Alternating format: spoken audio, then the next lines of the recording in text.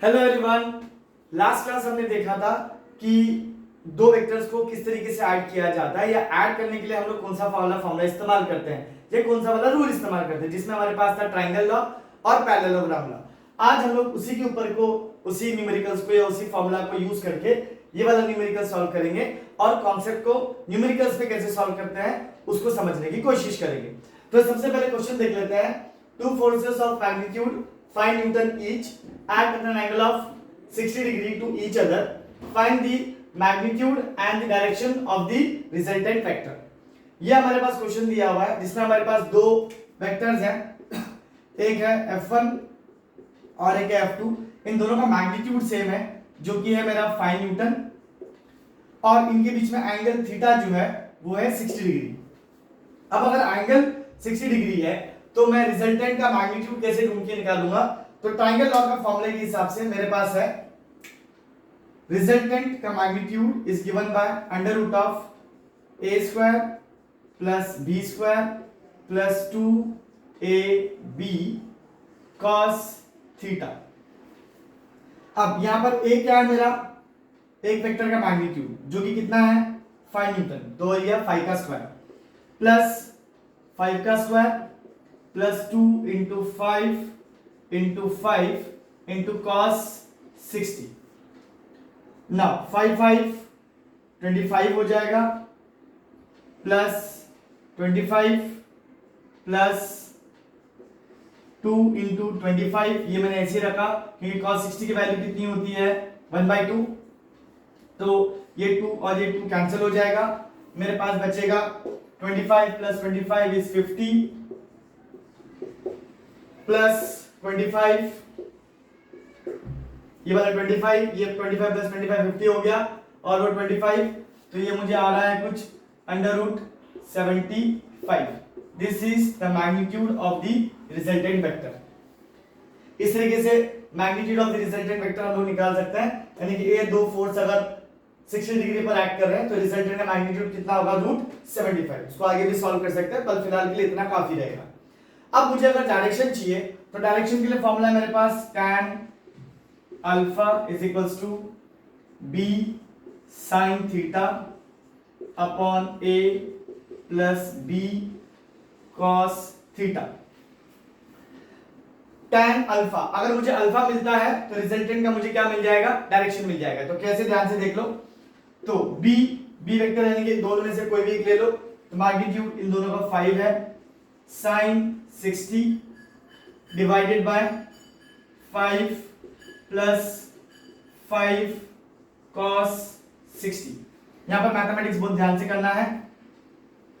5 into sine 60 कितना होता है? √3/2 divided by 5 plus, directly add नहीं कर सकते हैं, ये 5 है, ये 5 cos 60 है, तो ये हो जाएगा 5 इंटू 1/2। ये ध्यान से देख लो।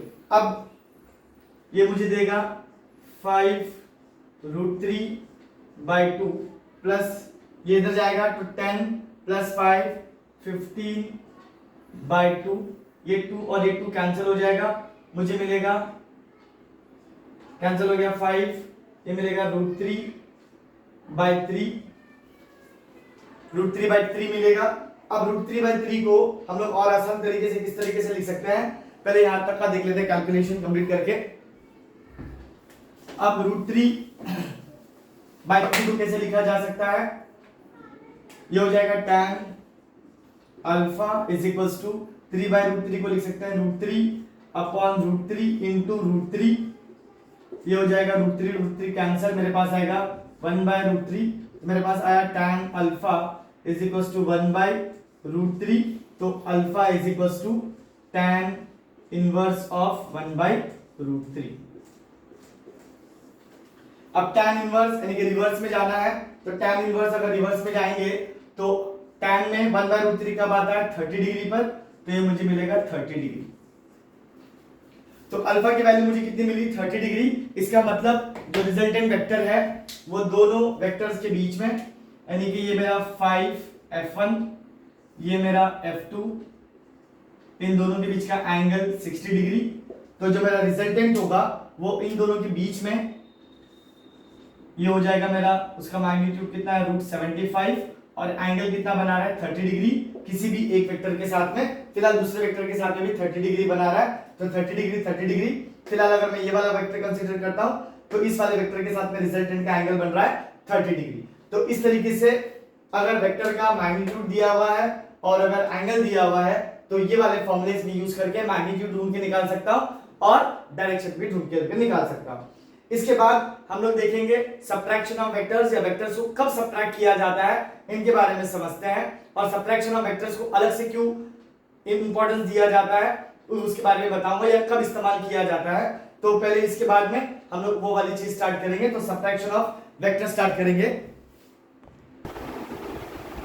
तो अब बात करते हैं सब्ट्रैक्शन ऑफ वेक्टर्स की। वेक्टर्स का सब्ट्रैक्शन अलग से वापस से क्यों देखने की जरूरत है, या इसके लिए अलग से फॉर्मूला क्यों आता है, क्योंकि वेक्टर्स वापस से वेक्टर क्वांटिटीज होते हैं जिनके पास मैग्नीट्यूड और डायरेक्शन दोनों होता है।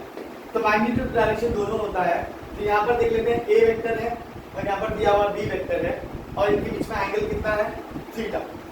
तो अब मुझे अगर सब्ट्रैक्शन करना है तो एडिशन में ये हो जाएगा मेरा ए वेक्टर प्लस बी वेक्टर का रिजल्टेंट, ये हो जाएगा मेरा ए वेक्टर प्लस बी वेक्टर का रिजल्टेंट। अब अगर मान लो ये बी वेक्टर को मैंने रिवर्स कर दिया, एकदम पूरा घुमा दिया, तो ये भी बी वेक्टर है ये भी बी वेक्टर है, मतलब मैग्नीट्यूड दोनों का क्या है सेम, लेकिन डायरेक्शन दोनों का क्या है एग्जैक्टली ऑपोजिट है। इसी वजह से अगर ये बी वेक्टर है तो ये हो जाएगा मेरा माइनस बी वेक्टर, ये बी वेक्टर है और ये मेरा माइनस बी वेक्टर है, क्योंकि मैग्नीट्यूड सेम है और डायरेक्शन एकदम एग्जैक्टली ऑपोजिट है। तो अब ये ए वेक्टर और ये माइनस बी वेक्टर का रिजल्टेंट तुम्हें कहां पर मिलेगा,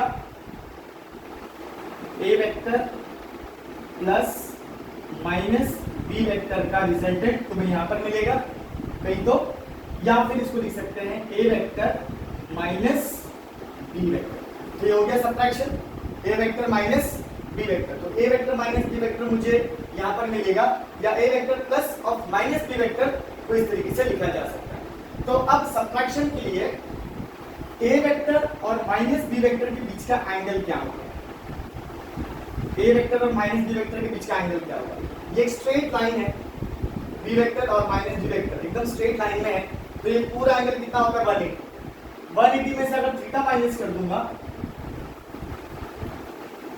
180 में से अगर थीटा माइनस कर दूंगा तो मुझे ए वेक्टर और माइनस बी वेक्टर के बीच का एंगल मिलेगा।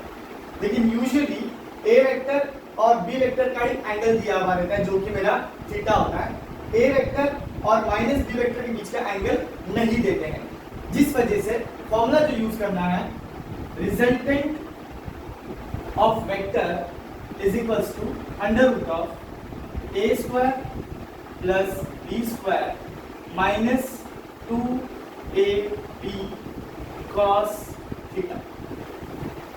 फॉर्मूले में a square plus b square plus 2ab cos theta होता है for a vector plus b vector, लेकिन for a vector minus b vector के लिए फॉर्मूला हो जाएगा under root of a square plus b square minus 2ab cos theta.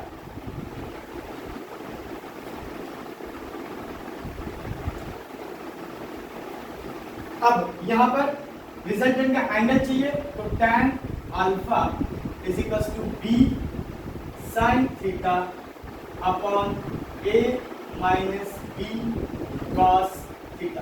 देखो theta कौन सा वाला एंगल है, a वेक्टर और प्लस b वेक्टर के बीच का एंगल है, जिसके वजह से यहाँ पर माइनस साइन आ रहा है और यहाँ पर माइनस साइन आ रहा है, क्योंकि मुझे क्या करना है सब्ट्रैक्शन। अगर एडिशन करना होता तो यहाँ पर प्लस आता, यहाँ पर प्लस आता, और मुझे सब्ट्रैक्शन करना है तो यहाँ पर माइनस आएगा और यहाँ पर माइनस आएगा। इस चीज का ध्यान रखना होता है, क्योंकि एंगल कौन सा मैं ले रहा हूँ, एंगल ए वेक्टर और प्लस बी वेक्टर वाला ही एंगल ले रहा हूँ, ए वेक्टर और माइनस बी वेक्टर वाला एंगल मैं नहीं यूज कर रहा हूँ, इसके वजह से ये वाला फॉर्मूला है। ठीक है, इस फॉर्मूले से हम लोग रिजल्टेंट ढूंढ के निकाल सकते हैं और इस फॉर्मूले से हम लोग डायरेक्शन ढूंढ के निकाल सकते हैं। होप तुम लोगों को सबको समझ में आ गया होगा। नेक्स्ट लेक्चर में या नेक्स्ट वीडियो में हम लोग देखेंगे कि इसके न्यूमेरिकल्स किस तरीके से सॉल्व किए जाते हैं।